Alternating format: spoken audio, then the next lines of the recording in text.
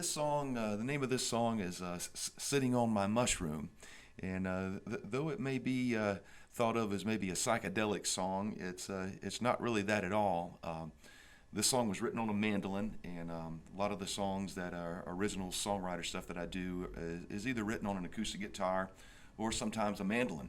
This particular song was written on a early morning, I'm gonna say 8 o'clock, 9 o'clock, with a cup of coffee, and a friend of mine had given me a cement garden chair that sort of looked like a mushroom.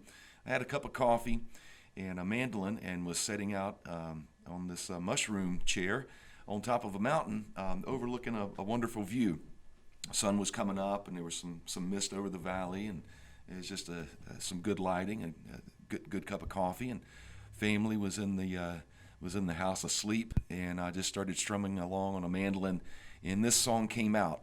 So this is a song called "Sitting on My Mushroom."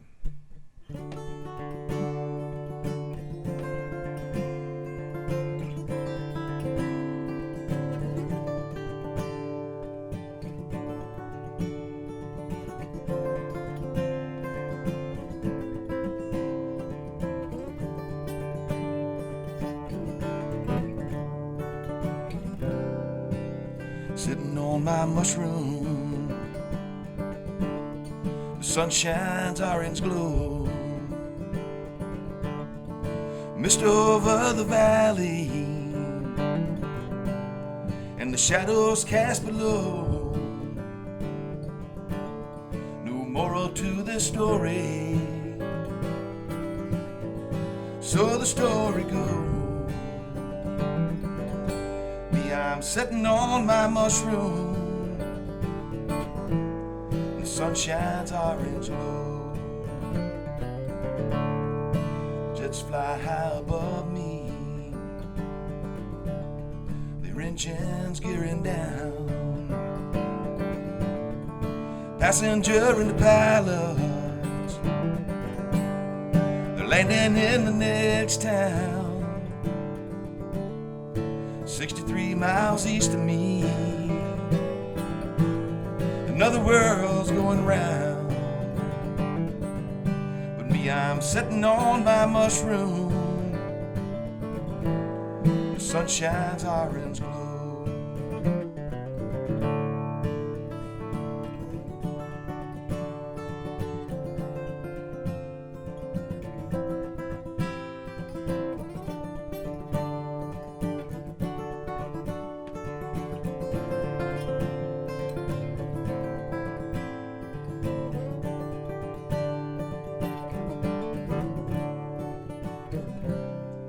Another day is dawning,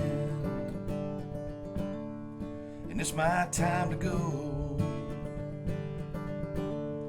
You know I will be traveling, nobody will I owe. Just a mist over the valley, and the shadows cast below.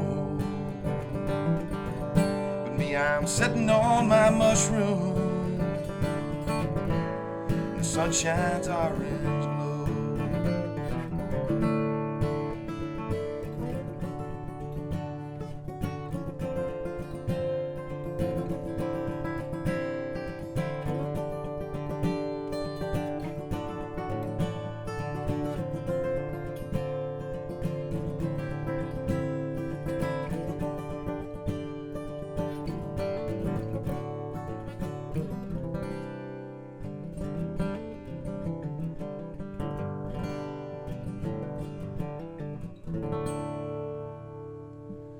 Sitting on my mushroom.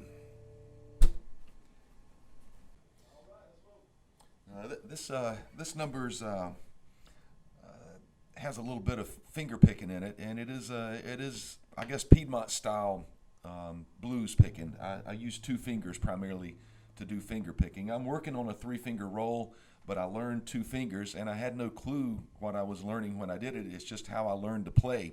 And I later found out that it was the Piedmont style finger picking, and of course Etta Baker, a local Morgantonian, was well known for the Piedmont style picking. This is a number called "Going Fishing."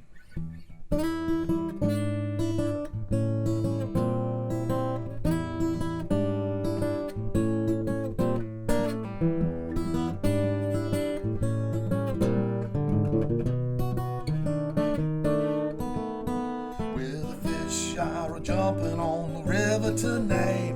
She didn't say no, so maybe she might. Jump on in, now baby, hold on tight. We're gonna have some fun down at the river tonight. Where the moon's so bright, I can clearly see. It feels so good, you were fishing with me. And I always been where I wanna be. And I'm so glad that you come fishing with me. Well, it ain't too late to go fishing.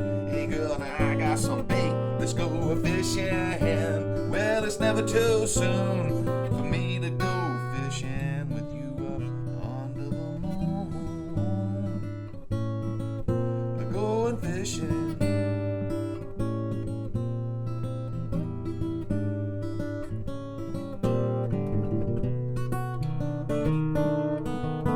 Well, I don't care if the fish don't bite on my line.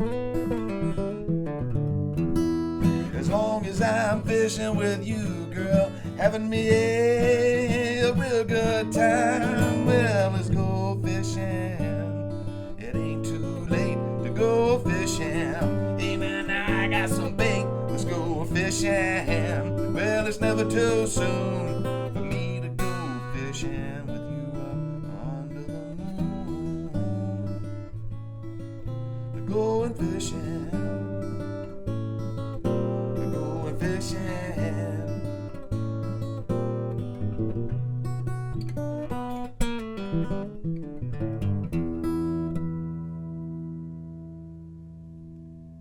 Going fishing. All right, you don't have to bring it with you, baby, but I don't mind if you do.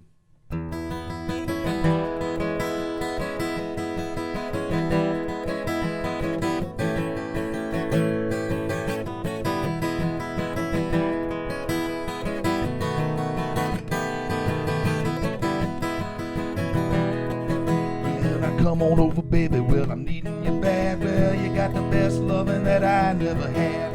Well, all I ever wanted was to spend a little time with you. You don't have to bring it with you, baby, I don't mind if you do. On the front porch said that dog won't bite. Well, now he won't stop barking till I got out of sight. Well, all I ever wanted was to spend a little time with you. You don't have to bring it with you, baby, I don't mind if you do. Well, I don't mind. I don't mind. I don't mind. I said, no, I don't mind. You don't have to bring it with you, baby, I don't mind if you do. Well, I've been working hard all night, trying to sleep all day. Well, I just doing all I can, trying to get a little pay. All I ever wanted was to spend a little time with you. You don't have to bring it with you, baby, I don't mind if you do. And I don't mind. I don't mind. I don't mind. I said, no, I don't mind. You don't have to bring it with you, baby, I don't mind if you do.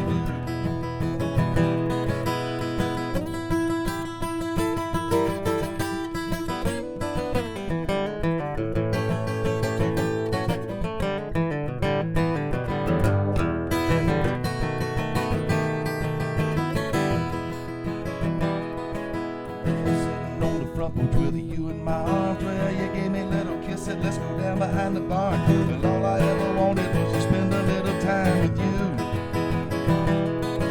You don't have to bring it with you, baby, I don't mind if you do. Well, I don't mind. I don't mind. I don't mind. I said, no, I don't mind.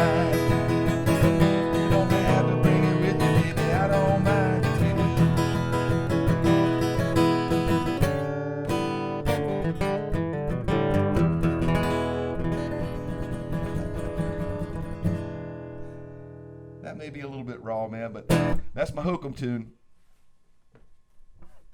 All right. All right, this next tune, it's got a little bit of a bluegrass flair to it. I kind of grew up around the Drexel Barbershop down in Drexel, North Carolina. And one of the claims to fame to the Drexel Barbershop is the picking in the back room. And there's been a lot of good bluegrass picking and good Americana music played down at the Drexel Barbershop. And though I've never really been a bluegrass picker, I grew up around bluegrass and really respect the players and the skill sets that those players have. There's a lot to bluegrass that folks don't realize. And I was down there listening to some great picking one day, and I came home and I thought, I need to do some kind of little something, a little bit of bluegrass. And this song is called Hillbilly Curve, so it's got a little bit of a grass lick in it. And I coupled it with a little lick that a friend of mine from down in Atlanta that I went to school with, Mr. Rick Wright, we used to do this tune, and we just called it an Irish jig. And bluegrass music, I guess, has a little bit of its roots from that neck of the woods. And so I kind of threw this bluegrass lick in with this Irish jig, and the outcome was Hillbilly Curve. And of course, this is on a Martin guitar, so it seems appropriate for a bluegrass tune. But I can share it's pretty cool on a Telecaster as well. But I don't have a Telecaster with me, so we'll play it on a Martin. So here's a number called Hillbilly Curve.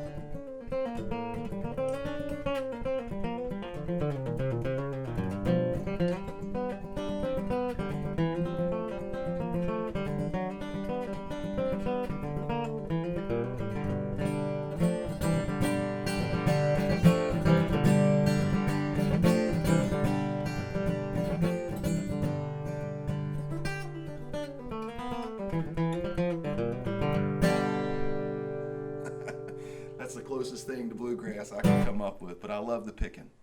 Hillbilly Curve. All right, welcome back to Motown Studios. With us today in the studio is a good friend of mine, Phil Shirley, of Cascade Street Blues Band fame, along with a plethora of other local projects throughout the years. A man who needs no introduction. Thanks for joining us today, Phil. Well, good to see you, Chris. Thank you for the introduction. That's a lot to live up to. Oh, my goodness. I mean, it's the least I could do, man. So tell me, how old were you when you started playing music? Oh, gosh. I'm going to say I started strumming on a guitar maybe 11 or 12 years old. It was an old True Tone, which I still have, a True Tone archtop. Wow. I still bang on it today. Nice. Yeah. Still got the original piece, huh? Yeah. Still learning to play on it. Aren't we all? I mean, it's a constant learning process for sure. Well, like I say, I appreciate you coming up and jamming with us today. I'd like to talk with you a bit about some of your past projects from here in Morganton. Obviously, I think Cascade Street Blues Band is one of the first names that kind of come to mind. But I know you've been involved in other things such as the Bullfrogs and things like that. The Mighty Mighty Bullfrogs. Yeah, yeah. So talk to me a bit about some of your other projects from the past. Well, I guess the project that got me hooked was the garage band that won the talent show in the 9th grade up at Oak Hill Junior High School. we worked up a couple songs, Johnny Be Good and Ted Nugent's Cat Scratch Fever. Wow. And played in the gym and got a rave reviews. Then they wanted an encore, and unfortunately we only knew 2 songs. So we played Cat Scratch Fever again, yes, and everybody loved it, and we had a great time. Nice. I've been hooked since then. So that was my first project, I guess first band, garage band, and we just had such a great time. Sure. And just through the years, through college, you keep playing, and came back to Morganton in 1986 and started playing with a keyboard player, George Scott, and we did sort of a jazz fusion rock theme called Anomaly. Was the name of the band. Cool. Just local folks and had a great time, had a fun time. We played a fireworks display when they used to shoot fireworks the 4th of July at the college. Yeah. Had a few gigs like that, and the blues were just calling my name. And so Cascade Street Blues Band was formed, same keyboard player. And next door neighbor was Jim Gillen on drums. And started out with Mr. Tommy Parker on bass, then later Steve Folger, and just had a good run with Cascade Street for sure. Sure. That's awesome. So when you say came back in '86, where did you go? I was down in Atlanta, Georgia. Went to a technology school, DeVry Institute, and just always loved technology and stereos and PA gear. Sure. And so the network scene was coming on strong, with the PC becoming popular and networks tying computers together. That seemed like something I'd want to do and a natural fit. And so I made a career out of that. That's awesome. But I never grew out of playing music. Sure. I think if anything, it became more of a passion and hobby. Just because you grow older and you've got the demands of life, that musical outlet was just always, I was very thankful to have that musical outlet. Sure. Just a very healthy thing. Well, it's very important, and you and I were speaking behind the scenes earlier. When I first started, you were a big influence to me, and you'd already been doing it for a long time, and you took the time to have some encouraging words and to be warm and inviting, and to that I am eternally grateful. So how awesome. So tell me about some maybe famous people you know or maybe have opened up for in the past. Oh my gosh, good question, man. And famous doesn't necessarily have to be, Broadway famous or super famous. Yeah, Jim could probably rattle those right off. We'll get Jim in here at some point, I promise you. He's a very elusive man. one that comes to mind quickly is we were opening up on the same stage as Elvin Bishop. Oh, wow. And the back line was not there that he preferred. He liked Fender gear in the back line, and as did his guitar player. Sure. Elvin had what he needed, but his guitar player asked if he could borrow my amp, and was more than happy to do that. Sure. So he had fooled around and fell in love coming through the old Vibralux from Cascade Street. Wow, there you go. That was a lot of fun. And goodness gracious, that's probably a good sign. of course, just getting to hang out and share stage with Miss Etta Baker with the Piedmont Blues festival that was going on through Western Piedmont back in the day. Sure. And She was a gem, huh? Old Pine Top Perkins, and just got to hang around with some good folks and got to meet a few folks. I guess one locally famous person's Miss Sheila Carlisle. Had the honor of playing guitar for Sheila for many years, and what a treat that was. Oh, Just she's a powerful, amazing. Powerful, strong woman, and beautiful vocals. And Absolutely. It was a lot of fun getting to play with Sheila. I had the pleasure of meeting her just a few weekends back, and she is a gem. Yeah, I can't wait. I'm trying to get her up here. Oh yeah. So maybe we'll get her up here one day. Oh, very nice. I'd like to see that recording. Yeah, we're gonna see if we can make it happen, huh? Very nice. Super awesome. So let's talk about maybe your future projects or some other things you have going on right now. You got anything you want to plug? Do you have any upcoming shows? Sure, man. There's two things that I have always seemed to to keep handy, and that is an acoustic outlet or an acoustic vehicle. Don Hogan and myself are doing an acoustic singer-songwriter, just do acoustic guitars. I break out the dobro a little bit, and so that's my acoustic outlet. That's a lot of fun. And right now we're working up a three-piece power trio with Jim Gillen from the Cascade Street era, and John Dana is going to be on bass. Nice. And we're just doing a drop the hammer three-piece barn burn-in trio. That's Cool. going to be a lot of fun. So looking That's forward awesome. to that. We're Yeah, going to yeah. be at Catawba Brewing April 26th, I think. Okay. And of course, Don and I are playing. We're going to be at the Grind. And excuse me, I'm still getting over the We're all sick out plague here. that was going around Our this year. pollen count right now is through the roof. That's serious. I'm being completely honest with you. It's absolutely ridiculous out here. I tell you, we're fortunate in our area, Western North Carolina, and Morganton particularly. You've got a lot of venues that support live music. From the winery, Silver Fork Winery does a great job of bringing in local artists, and the Grind and the Bottle Shop and the breweries, and we're just very fortunate to have outlets that support live music and have an opportunity to play here, and as well as Asheville and Hickory, and we're in a great neck of the woods. I know it is. It's crazy. I think at least I've talked to since I was young with my peers about how convenient kind of we are located. We're almost an hour from everything. Yeah. And it's like there's like huge, I mean, not necessarily huge, but like, you know, there's bigger stuff just like well within traveling distance in the evening. I mean, so I don't know. I've always been like pretty aspirational about potentially what could happen here in Morganton, just because of our location and really, frankly, because of our overabundance of talent, which of course this is part of here. It's documenting these types of things. You're too kind, man. But I was getting ready to say that very thing. We're fortunate in this area to have so many players that never bother to chase a stage or a spotlight at all. Yep. But you may get the chance to run across them, and it's sometimes amazing how talented some of these folks are, and they're so humble about it, Yeah. and willing to share their craft with you, and I think it sort of feeds on itself. Well, sure. And we got a lot of great musicians, you included in the mix, Oh, and goodness. just a badass bass player, man. I always enjoy seeing you play the bass. Thank you, Phil. I appreciate that. Well, and I think, you know, it's on all of us too, as far as really passing it on to the next generation and stuff. I can't say, you know, without the support of you and other people in this town, I mean, I can't comfortably say that I would have stuck with it.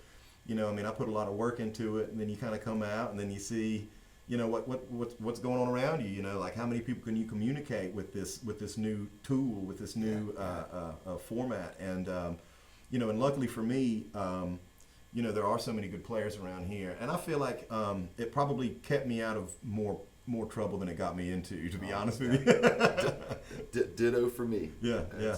I think I had a lot of fun for sure, and certainly you could do a lot worse things than play good music. Oh, absolutely, yeah, for sure. sure. Like, no, I'm just kidding. We're not going to get into it. Oh yeah, worth highlighting just a bit. I mean, you did have folks like Tommy Parker and Dave Tenery and Yeah. Randy Powell, the Coyote Band, and some of these folks from Steve Folger, some of these folks from back in the 70s, which doesn't seem like it was that far ago, that long ago. I remember being a young guy and looking up at these guys and going, what talent, you know, Yeah. being in elementary school and junior high school and being exposed to these types of players Sure. around. They're playing rock and roll and electric instruments and super cool. Yeah. And then I always kid Dave and Steve about actually sneaking out of my grandfather's house down on East Union Street, riding my bicycle up and sitting in the alley. At the time it was called Fanny Hall's, and later it was Churchill's, and restaurants and several things in the building. Wisteria, I think, was the last one. Wisteria was a restaurant was there. I was way too young to get in and looked way too young Yeah. and way too naive to be in, but Sure. I sat on the bank in the alley and just listened to those guys rocking and rolling. And it's kind of funny, we later was in a band called the Mighty Mighty Bullfrogs. And I was telling Dave that story, and Dave would say, "Phil, you're just a tadpole in the bullfrog in the bullfrog pond." Nice. You know, because Nice. those guys are just a few years older than I. Sure, but it's, they're titans, man. oh I man, mean, just always what a great talent, great vocals, and great musicianship. It's just, like I said, it's just a pleasure to live in a town with that much. it's unreal. The talent we've got in this area is just unbelievable. It's unbelievable, and I talk about this when I travel, and people don't believe me. Like, it's like they can't even fathom the idea of it. it. Because and then we get spoiled, right? And so like when I go to other towns traveling, be it with music or with work, I expect for it to be like this kind of music, the similar kind of music scene. These people that kind of just come out of the woodwork, and if there's a mic somewhere, somebody's on it. Somebody's going to be using it. Yeah. But I mean, it's just not like that. I tell you, you've got something else in this town that we can't forget, and that's listeners. Yeah. Those that don't play music, there's a lot of very passionate listeners of music that support musicians, whether you're around the campfire, at the back porch, or you're on the stage somewhere. Folks come out and listen, and they appreciate the work you put into the songs, and they appreciate listening. And I'll tell you that makes it worthwhile as much as anything as well. When you have somebody appreciate what you're doing, that never hurts. Absolutely. No, that's actually the best, probably great point, Phil. Great point, because really, I mean, who are we playing to otherwise? Yeah. I mean, I always enjoy playing guitar, and I play on the couch a lot by myself, but it's, there is a little bit of a reward when someone comes out and they're dancing a little bit and say, man, I really like that song, and it just makes you feel a little good about it. It does. So it's a beautiful thing. Man. Well, Phil, I really appreciate you coming and spending some time with us today. I wish we could sit around and talk all night. Maybe we're going to do like a podcast thing later on. If we do, I'll call you. But in the meantime, what a joy to have you in. If there's anything else you'd like to plug, are you pretty good? Nothing off the top of the head? Other than good old sunny Morganton, North Carolina, come and visit. There's good music around. I know there's a camera here, there's a camera there. There's lots of good music in Morganton. Motown Studios, I think, should be commended for highlighting that and making it available to the world. We're streaming. It's hard telling who might get to see this in other states or other countries, and just can't brag enough about Western North Carolina. We live in a beautiful place. There's a lot of good musicianships. There's folks like you that are documenting it along the way to make it available for others. And just thank you for your time, man. Pleasure to be here. Hey, thank you, Phil. Yes, sir. And thank y'all for watching, and we'll see you next time. Hi, thanks for watching Motown Studios. Be sure to check back with us for brand new content every week. Be sure to like and subscribe, and be sure to share and tell all your friends that the best content on the internet is coming out of Morganton, North Carolina, Motown Studios. Check us out on Facebook and YouTube. Thank you very much.